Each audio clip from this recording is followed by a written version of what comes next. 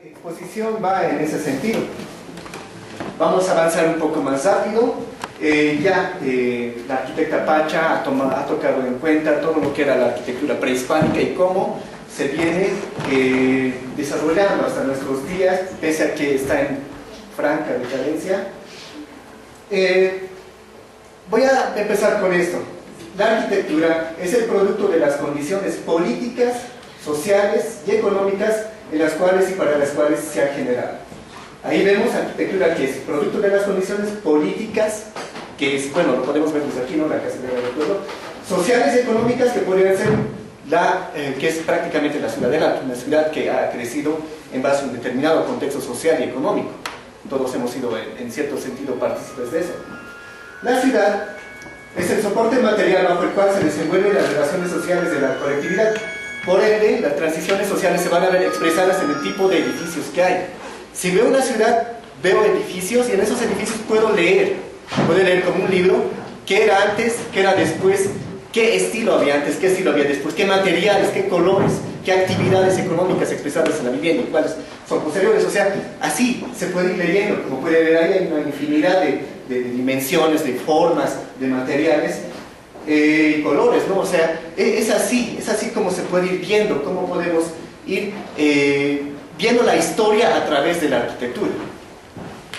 Ahora, algo que también se relaciona con la historia, una historia que nos viene, e incluso nosotros lo hemos aceptado también como hermanas, es que la arquitectura representativa, digna de ser imitada, la oficial, la correcta podría decirse, siempre es la arquitectura de una élite, ya sea una élite religiosa, ya sea económica, ya sea guerrera, lo que sea, pero ahí podemos ver Tiahuanaco, esas ruinas que son fruto de mucha inspiración, son una producción arquitectónica de la élite tiahuanacota o del pueblo zazo tiahuanacota. Pues es de la élite, ¿no? Pero se la toma en cuenta. Al igual que, bueno, ya lo hemos visto en la época colonial, la élite criolla española, y bueno, sus expresiones son las que son las representativas en ese sentido. O sea, se da tanto en el sentido de indígena y en el sentido de no indígena. Siempre tomamos en cuenta lo que es de la élite. Y eso también hay que empezar a verlo, a identificarlo. Ahora, también hay representaciones, ¿no? Esta es la ciudad de La Paz, el centro de la ciudad de La Paz, así se la representaba en la época colonial. Y bueno, ahí vemos que hay cuadritos, hay unos recuadros, todo bien bonito, y vivían los españoles, bien dibujadito, ¿no? Pero aquí los indios, como se los denominaba en ese sentido, se nos denominaba en esa época, hay unas cosas desordenadas, ahí pareciese que fuese arroz desparramado. O sea, ahí también, en la misma forma en la que expresamos, representamos la ciudad, o representaban la ciudad, se puede ver qué era lo importante y qué no era importante, qué era importante representar y qué no era importante representar. Y también se ve en ese otro tipo de ejemplos. Foto de la ciudad de La Paz, allá por los años 1940. Vemos la avenida Camacho, ahí están las movilidades y todo eso. Es patrimonio, dicen, no, patrimonio, ya no se tiene que tocar. Pero en la misma época vemos parte de las laderas de la ciudad de La Paz. ¿Qué es lo que mayormente se toma o se valora más en cuanto a la arquitectura de mediados de los años del siglo XX? Se le toma más en cuenta esto, ¿no ve? Y esto, pues, es algo que tiene que pasar, y es algo que la arquitecta Pacha también decía. Hay cosas que nosotros estamos acostumbrados a decir que tiene valor patrimonial, y hay cosas que no. Y a veces nos estamos dando un tiro en el pie, podría decirse. Aquí algo un poco más reciente, ¿no? Esa era la anterior edificación, una casona sobre la cual se ha edificado la Casa Grande del Pueblo. La academia, los colegios, los intelectuales han venido haciendo una total denuncia de daño al patrimonio paceño cuando esto se ha derribado, se lo ha demolido. Pero esto ha ocurrido y ha habido mucho ruido. Pero cuando esto ha ocurrido, que es la última chulpa en pie en el municipio de La Paz, allá en la meseta de Achumani, entre Queyumani y Guayani, estaba así y ha colapsado hace un par de meses. ¿Ha habido ruido? ¿Alguien se ha pronunciado? Bueno, ahí está, ahí lo dejo, ¿no? Por eso tenemos que empezar a ver las cosas con un poco más de criterio en cuanto a lo que debería de tener valor y lo que no debería de tener valor. O sea, ahí va mi reflexión. Y bueno, un poco de historia, ¿no? Como hemos visto, tanto la élite colonial y republicana, que eran los criollos mestizos, han empezado a adoptar tendencias de estilos arquitectónicos extranjeros, neoclásico, art déco. Vemos prácticamente todo eso en los edificios estatales y en los centros patrimoniales. Pero ha habido un momento en el que ha habido una ruptura, pero una ruptura arriba, no podríamos decir aquí abajo, ¿no? entre nosotros como hermanas, por decir, en el cual la élite en función del gobierno ha empezado a cuestionarse, y eso ya en aras de la modernidad, es decir, tenemos que ser un Estado-nación, nace en la época del nacionalismo, tiene que haber una burguesía, tiene que haber normas, tiene que haber planificación, y se empieza a adoptar todo lo que es la modernidad, las ideas de la modernidad. Y en base a eso empieza a plantearse lo que se quiere hacer una arquitectura nacional. Y se toma como fuente inagotable, como una cantera de inspiración, lo que es los restos arqueológicos de Tiahuanaco. Y es por eso que esta edificación de hace 100 años, que es era la vivienda de Artur Poznański, es uno de los primeros ejemplos del estilo de Tiahuanaco. Y eso también para ponerlo en claro, no es que nuestros íconos, nuestros símbolos recién nomás se están expresando en la arquitectura, sino vemos que desde hace más de un siglo ya se empezaba a tomar, al menos de forma ornamental, y eso quiero recalcarlo, de forma decorativa. Y también podemos verlos ahí, y esto ya son obras del arquitecto Emilio Villanueva, la normal de Guarizata, y el antiguo estadio del presidente Hernando Siles, que ha sido demolido. Y bueno, acuérdense de esa fachada y vayan un ratito a Villingenio a ver cómo es el estadio plurinacional, que recupera nuestras raíces y todo eso de Villingenio. O sea, ¿qué parece más nuestro? Esto parece sobre Villingenio. Bueno, eso también vamos a verlo ahora, ¿no? Y aquí tenemos otras expresiones que son de la época del nacionalismo, de la arquitectura de Tiahuanacota, el Monobloc, la Plaza Villasuel, el Museo de la Revolución Nacional. Tenemos referencias arquitectónicas de Tiahuanaco especialmente, pero tampoco queda ahí, hay una continuidad. Los arquitectos de la academia que hacen trabajos no para aymaras, sino para personas de la élite, podría decirse, también toman en cuenta referencias arqueológicas, referencias estéticas de las culturas prehispánicas. Y esto es bastante interesante, que son cabecitas de llama. Ya hemos visto un poquito de la cultura huancarani en la exposición de la arquitecta Pacha, pero aquí vemos las mismas cabecitas de huancarani que coronan los edificios. Es el estilo denominado arquitectura neo-huancarani, si no me equivoco es del arquitecto Ricardo Achá. Y bueno, vemos que hay una reinterpretación, se toman en cuenta esos elementos, ¿no? También vamos a seguir viéndolo. Esto se encuentra aquí en el edificio Enten, a media cuadrita de la vicepresidencia. Estética Tiahuanaco, en el centro patrimonial de La Paz, en el centro colonial, republicano, podría decirse, hay un elemento así. Así es que la Casa Grande del Pueblo no es la primera.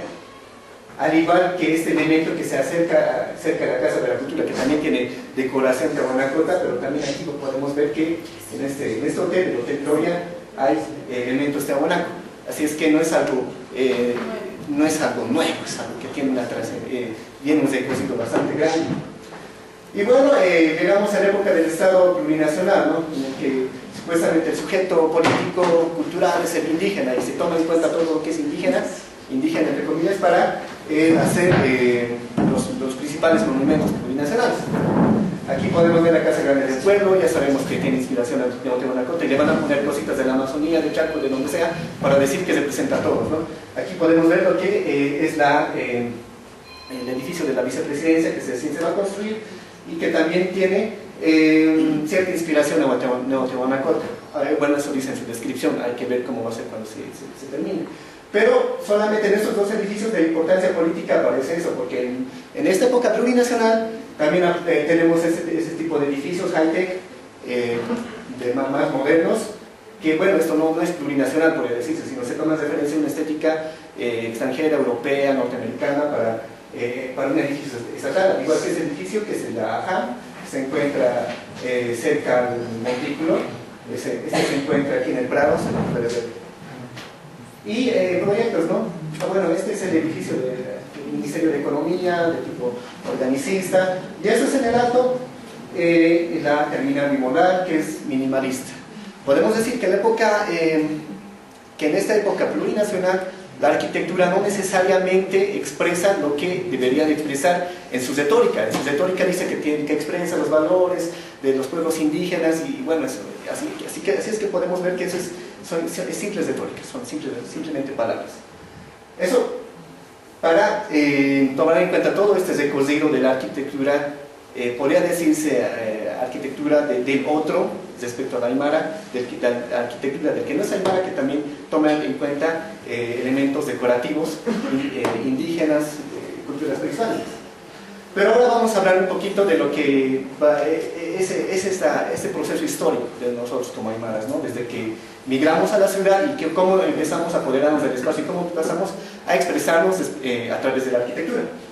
Bueno, causas de la emergencia de la arquitectura aymara urbana, especialmente han sido bueno, aquí no creo que alcance el video, yo creo que vamos a tener que acelerarnos, así es que vamos a ver un poquito sobre el contexto, ¿no?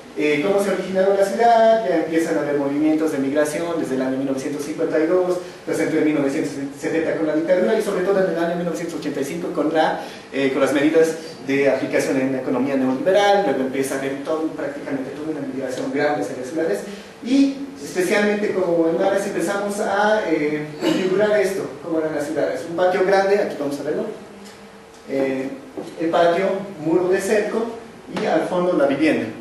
Ya no podemos orientar los vanos, las ventanas, las puertas hacia el norte. Tampoco podemos aprovechar todo lo que va a hacer el sol. Simplemente la cuadrícula de la ciudad ya no nos lo permite. Pero bueno, es este punto de partida donde iniciamos, ¿no? Que se puede ver aquí. Posteriormente ya, cuando va creciendo el comercio, cuando el mercado se convierte en el taipi donde nos reunimos, donde intercambiamos, hacemos nuestras relaciones sociales, económicas, lo que sea, la vivienda empieza a manifestar esa vocación comercial en algunos sectores. Y ahí podemos ver que esta vivienda, que en el momento pudo ser así, se convierte en algo más grande con tiendas, empieza a crecer, hay un negocio aquí al centro y empieza a crecer más, ocupar el fondo. Es casi un proceso, ¿no? Es prácticamente todo un proceso en el que se da sobre todo en vías que tienen vocación comercial. Y el aymara empieza a demostrar ahí que tiene vocación para hacer negocios, para hacer el comercio también. Y es así como se crece la vivienda. Tenía mi cuartito, tenía mi lote, y ¡pam! Aquí hay un cambio de material también. El adobe y la construcción se pasa al ladrillo y se designa un albañil especialmente para que empiece a realizar toda esta ampliación. Y hay un bloque que aparece, ¿no? Y empieza a crecer el bloque, y crece, y aparece esto. Esta volumetría que vemos aquí es el tipo que ha surgido, es el proceso, es resultado del proceso económico, histórico, social aymara, podría decirse. No es único, hay en varios lugares que también ha surgido, pero es en base a este elemento, a este tipo, que va a empezar a darse todo este fenómeno de nueva arquitectura, indican que se está dando, ¿no? Vamos a ver que las nuevas expresiones arquitectónicas, llámese arquitectura transformer, llámese nueva arquitectura andina, o lo que se denomine, simplemente va a ser la decoración de toda esa parte del frontal. Este elemento ya ha surgido allá en los años, fines de los años 80 y 90, ya habían casas de ladrillo, ya habían ahí esta especie de chorecito, entre comillas, que se encuentra en la cúspide. Pero quienes van a dar un paso más y van a enriquecer este tipo con decoración son los que denominamos nuestros camiles, nuestros ricos aymaras, que ya empiezan a tener una relevancia económica ya a partir de los años 70 y cambian toda la fisonomía de lo que era La Paz de antaño, allá por Eloy Salmón, por la Tomús, prácticamente por esa zona, ¿no? Ya empiezan a haber este tipo de expresiones en construcciones y también en la danza, y es especialmente en el baile, en la fiesta, que se empiezan a demostrar más. Y es así cómo ellos toman la arquitectura como una de sus formas de expresión, es un capital simbólico que expresa sus intereses como grupo social. Quiero demostrar mi poder económico, lo voy a expresar mediante la construcción. Antes lo expresaba mediante el comercio, luego lo expresaba mediante la danza y luego lo expreso mediante la construcción. Y vemos que ese elemento, que es el tipo, ya empieza a ser decorado. Y la decoración va a variar, como vamos a ver. Y esas variaciones también nos van a dar a entender qué es lo que piensa el Aymara, especialmente el Aymara Zico ahora, a dónde va su perspectiva. Y bueno, aquí he hecho un ejercicio, ¿no?, sobre las descripciones históricas de su denominación. Se la denomina arquitectura andina, que técnicamente andina le queda muy grande. Se la denomina cholet, que es un juego de palabras bastante despectivo en cierto sentido. Si le llamamos cholet, por ejemplo, si el chalet que hace un cholo es un cholet, el chalet que hace un criollo se va a hacer un criollet. El chalet que hace un camba va a ser un cambet. O sea, es un juego de palabras que prácticamente no debería de ser algo serio en todo sentido de uso, especialmente académico, incluso como aymaras, aunque es fácil decirlo, no cholet y listo, pero es inexacto en todo sentido. Y también aquí tengo referencias sobre otras denominaciones que le han venido dando desde la academia estos años, y bueno, también es inexacto. Por ejemplo, arquitectura emergente le dicen, pero ya hace prácticamente 20 años que ya está surgiendo, ahora es en su pleno apogeo. Le dicen arquitectura comercial popular, pero también podemos decir arquitectura mortuoria, un panteón, pero tiene un nombre. O sea, no es algo exacto, ¿no? Neoandina, si llamamos neoandina, entonces estamos asumiendo que había una arquitectura andina global, cosa que no ha sido así, al menos en términos de homogenización. Si le llamamos arquitectura proyectillo, entonces, bueno, eso se cuenta solo, no es algo bastante digno de mención. Neotehuanacota, ya hemos visto que había una arquitectura neotehuanacota de la época del nacionalismo, tenía sus características especiales. Transformer, que vendría, vamos a ver que va a ser una variante de esa arquitectura, que es simplemente, no toda esta arquitectura es denominada Transformer, sino simplemente una variante. Yo lo que he visto, he hecho el ejercicio teórico de ver qué tendencias arquitectónicas van más en consonancia con estas expresiones nuestras y empezar a redefinirlo, ¿no? Es bueno en ese sentido empezar a conocer todo sobre la historia de la arquitectura. Y hay un movimiento arquitectónico que se llama posmodernismo, que surge como reacción a la rigidez de las normas y del modernismo. El modernismo, que ya lo hemos visto, hemos visto alguna arquitectura moderna ahí, ¿no?, que, bueno, es fría, recta, carentes de mucha expresión, no tiene consonancia con el entorno, pero vamos a ver que el postmodernismo toma en cuenta también, va en contra del modernismo y toma en cuenta varias referencias de culturas antiguas. Esto no es en Bolivia, si no me equivoco, es en Las Vegas, y esto es en el Alto. Hay cierto parecido, hay cierta similitud.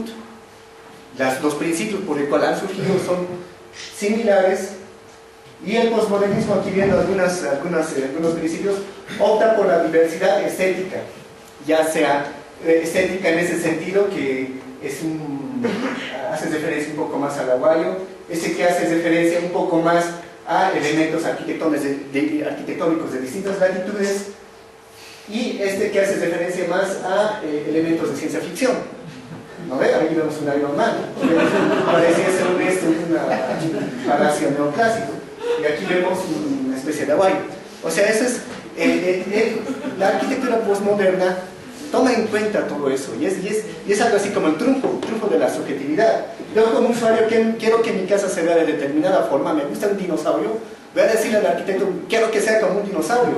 Es así más o menos, es el triunfo de la subjetividad. Ya no hay una norma que te diga no, que no puedes hacer, sino lo haces así. O sea, es en ese sentido que empieza a desarrollarse eso, ¿no? Y también el mensaje que brinda el edificio es más importante que su concepción integral misma, y es por eso que este elemento, que es la fachada, cobra una importancia fundamental, y es la que define prácticamente todo lo que va a ser el edificio.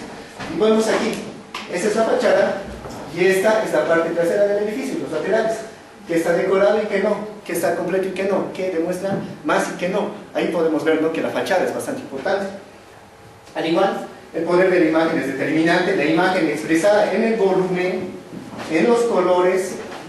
Y bueno, aquí esto es bastante interesante porque ves la construcción y ves la danza, y es la fiesta como una actividad central. Y este tipo arquitectónico, que podría llamar, yo lo estoy llamando postmoderno, es más un tipo orientado hacia la fiesta, y para hacer un edificio, cualquier arquitecto lo sabe, para hacer un edificio para fiesta tienes que hacer que cause sensaciones que te alegren en cierto sentido, ¿no? Y es por eso que también se expresa eso. Rompe esquemas y normas tanto de diseño confort como de normativa urbana. Las normativas urbanas, tanto de planificación como de uso de suelos, prácticamente de todo, son una expresión de la modernidad. La modernidad se encargaba más de planificar las cosas, decir cómo tienen que ser y cómo no tienen que ser. Pero en esta arquitectura ya empieza a romper prácticamente todo eso y se va incluso en contra de la ley. Por ejemplo, el Código Civil no te permite que abras ventanas al vecino. Pero bueno, ya le metemos más, como dicen, ¿no? Aquí está. Y la altura también. No interesa si le voy a quitar la luz al vecino. Lo que pasa es que mi edificio tiene que demostrar que tenga éxito económico. Y aquí tenemos un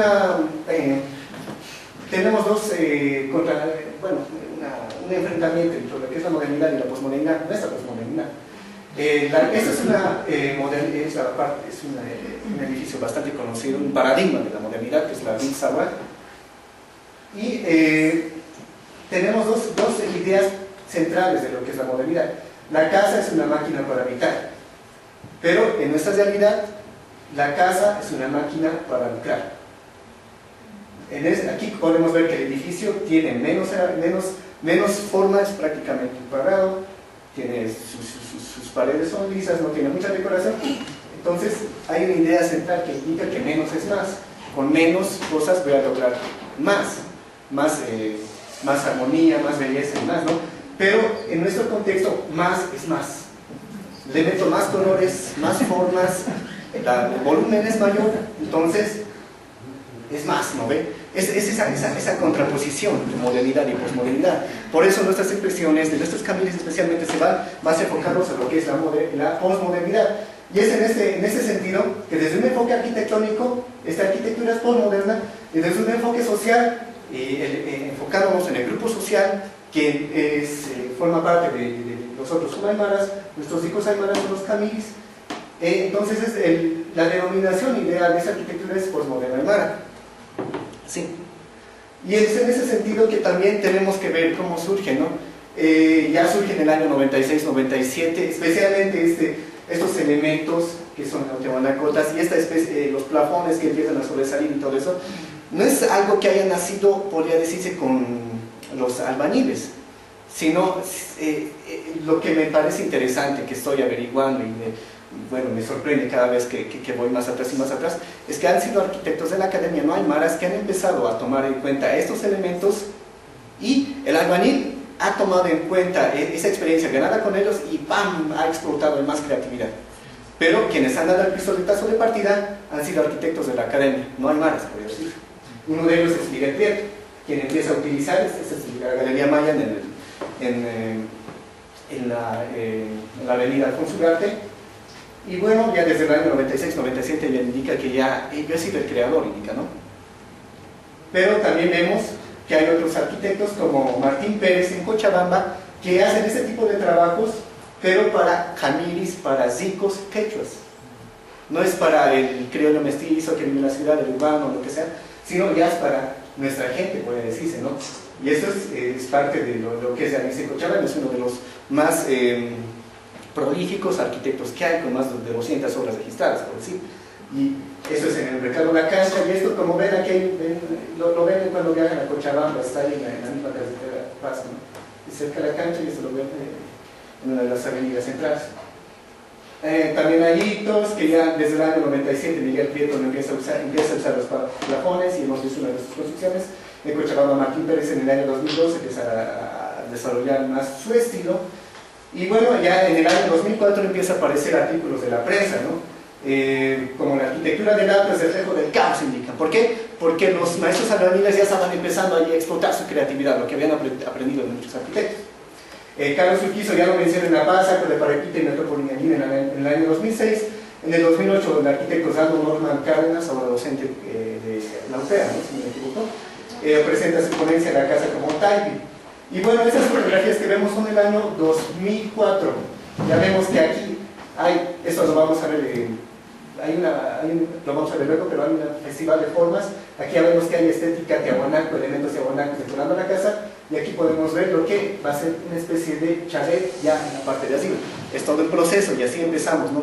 Hay una explosión más de creatividad. Esta es una fotografía del año 2003, aquí vemos a los policías, autos antiguos, y aquí en ese sectorcito vemos lo que ya es un chalet en la terraza.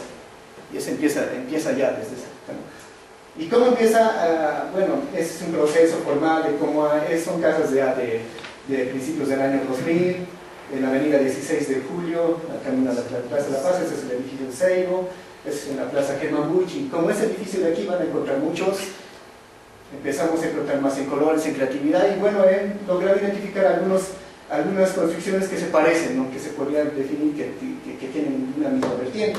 Ese es el llamado ecléctico historicista. ¿Por qué? Porque es ecléctico, porque se agarra elementos de distintas culturas y de distintos tiempos y le meten todo en la fachada, ¿no? Tanto aquí como aquí. Aquí este es románico, este es gótico, ahí tenemos algo más musulmán, islámico, y es así, ¿no ve cómo empieza a mezclarse? Esto también aquí, eso es lo interesante, que las pagodas de influencia china ya empieza a ser un poco más latente, y aquí también vemos lo que es influencia, parece un edificio neoclásico, ¿no? O sea, se toma en cuenta la historia y se la repite. Esa es una variante, la más conocida magistralmente, difundida por Freddy Mamani, que es la variante arquitectura andina, como se la ha denominado. Bueno, ya tiene sus ciertas referencias a Tiahuanaco con lo escalonado. Lo demás es algo más debatible, pero ya logra consolidar su estilo, podría decirse, y es uno de los mediáticamente más conocidos. Y esto, bueno, no es de Freddy Mamani, pero también expresa, ¿no?, lo que es la fragmentación de la cruz andina. Y es así, a veces le meto símbolos sagrados. ¿Por qué? Porque me gusta, no necesariamente porque sé el valor del símbolo sagrado. Es como si un cristiano dijese, yo soy cristiano, me siento cristiano, entonces le voy a meter a mi casa cruces de Cristo, le voy a meter cáliz de Cristo, le voy a meter un Cristo crucificado, y le metes cáliz, le metes hostias, le metes Biblias así dibujados en las fachadas. Es así, o sea, la cruz andina deberíamos tomarla en ese sentido, es algo más sacro, ¿no? Pero bueno, aquí se valora eso porque es parte de una afirmación identitaria. Pero vamos a ver que hay más, es el interior de su salón de fiesta. Ahora empiezan a ver con la influencia de Hollywood, de la ciencia ficción y todo lo demás, y empiezan a aparecer este tipo de discusiones que son más relacionadas con los Transformers, ¿no? Es del constructor Santos Churata. Aquí vemos un Optimus Prime. El color, como hemos visto, sigue siendo el mismo bloquecito que hemos visto antes, el tipo Aymara, pero ahí la decoración es la que empieza a manifestarse, a explotar en creatividad. Aquí tenemos otro que es similar, un poquito más simplificado, y el interior, ¿no? Los colores también empiezan a ser más obvios. Ya se puede hablar de una variante de arquitectura postmoderna aymara, su variante arquitectura transformer. Y esto es lo que más me parece interesante, que poco a poco van apareciendo este tipo de edificios, no necesariamente son de fiestas, son más residenciales, que ya toman en cuenta lo que es las formas modernas. Aquí podemos ver algo de minimalismo, ahí podemos ver la arquitectura blanca, prácticamente minimalismo, especialmente, pero se adaptan, notan que aquí se sigue notando, tanto aquí como aquí se sigue notando ese tipo de aymara, el del bloquecito, el volado, muros ciegos a los dos lados, pero varían los colores y varían la forma de decoración. Más o menos, ¿qué empieza a expresarnos esto? Que poco a poco los camiris, los constructores, están viendo sus ojos más afuera, están viendo afuera. Son como esponjas que ven qué tendencias están triunfando en el exterior, que son más elegantes para ciertos parámetros y los están adoptando y los están aplicando en construcciones. Miren, sigue siendo el mismo bloque, la decoración es lo que es diferente, ¿no? Aquí algo de arquitectura organicista. Y así es como es el tipo, ese bloquecito, Aymara, empieza a sacarse de la ciudad y ¡pam! Se lo pone al campo.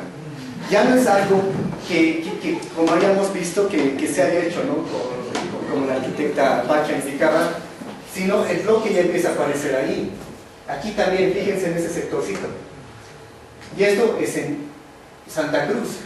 Santa Cruz, que los terrenos son ligeramente más grandes, hay iluminación, hay ventilación, o sea, el clima es más cálido, pero sigue apareciendo, no hay mucha variación, pero la decoración cambia, pero sigue siendo el mismo principio.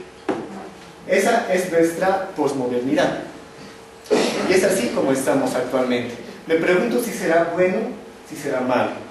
Por ejemplo, a corto plazo, ya estamos en la recta final, yo intuyo que las formas modernas van a ser adoptadas paulatinamente. Estamos hablando de una modernidad eurocéntrica, podría decirse, ¿no? Con estilos estadounidenses, europeos, se van a ir adoptando, y la paleta de colores, o sea, los colores van a ir simplificándose, tal vez no tanto las formas, pero sí los colores.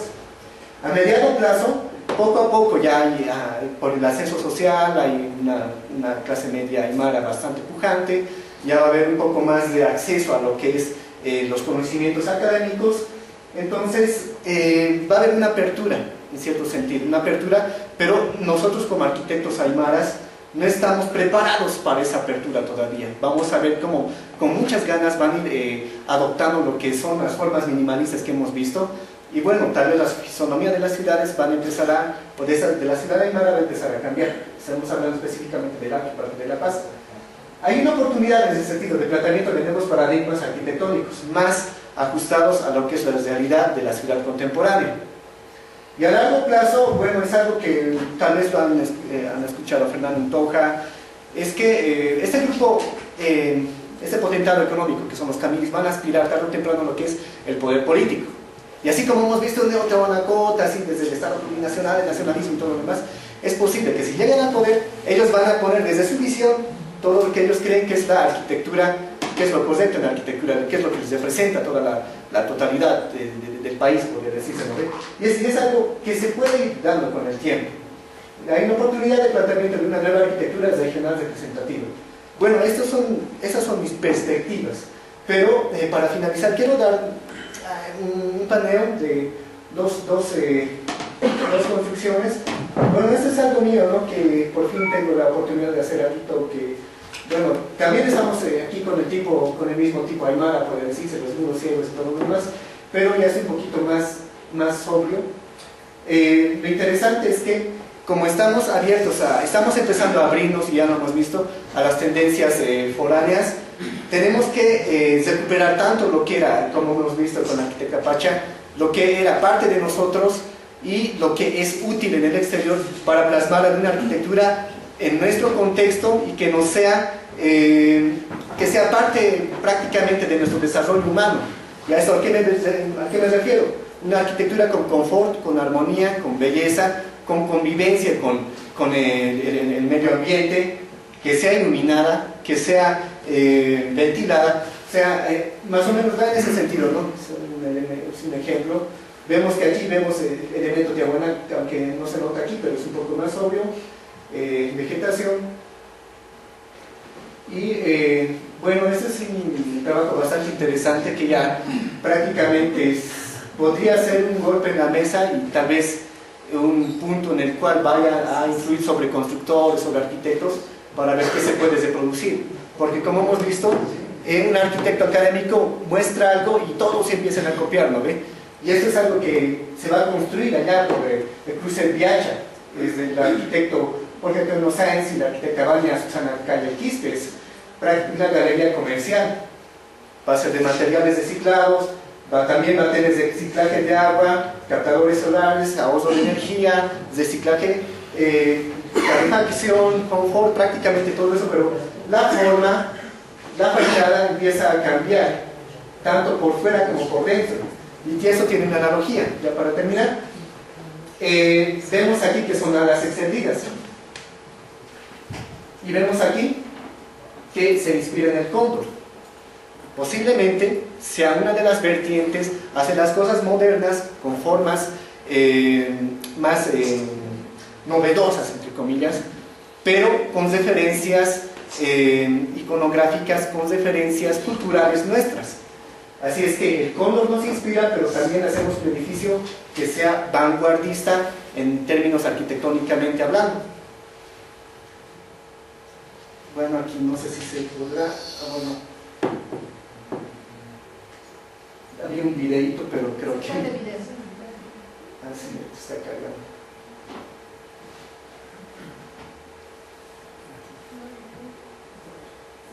Sí está.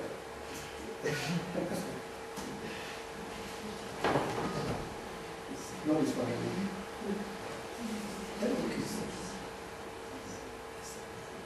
No disponible. Bueno, ese es un edificio y en esas vertientes podría ir lo que puede ser el futuro, ¿no? Y bueno, ahí terminamos. Eso ha sido han sido mis reflexiones, parte de mi vivencia como arquitecto, que he visto cómo ha surgido esta ciudad, cómo van mutando todas las formas, cómo empiezan a emerger potentados económicos, cómo empieza desde el exterior a llegarnos más cosas y las absorbemos como esponjas. O sea, prácticamente es una síntesis de todo lo que he logrado sintetizar en estos meses. Muchas gracias.